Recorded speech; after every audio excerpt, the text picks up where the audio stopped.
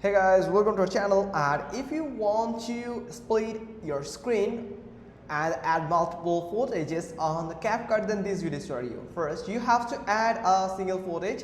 Now you can choose another one that you want to add. So I'm going to add this one here. So just like this, place it as an overlay. So make sure that you have placed the second one as the overlay. Now you can increase the length of that video from here just like this, or you can actually like this. So I'm going to cut that and adjust it just like this.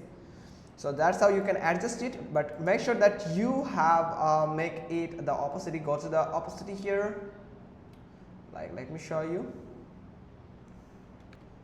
From here in the blend section you can find the opacity. So make the opacity at the 40 to 50 for that second video.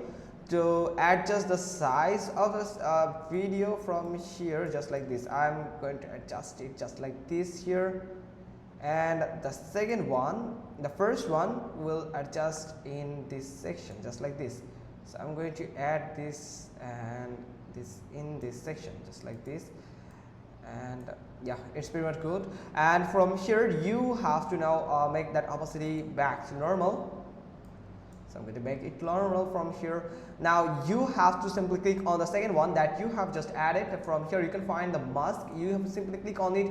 Now simply click on add mask and select the split mask here. So say select the split. When you select the split, you can find the rotated icon. So this with this icon you have to hold it and you can rotate the split border here just like this, and you can add this footage just like that. And from here it's pretty good, I think.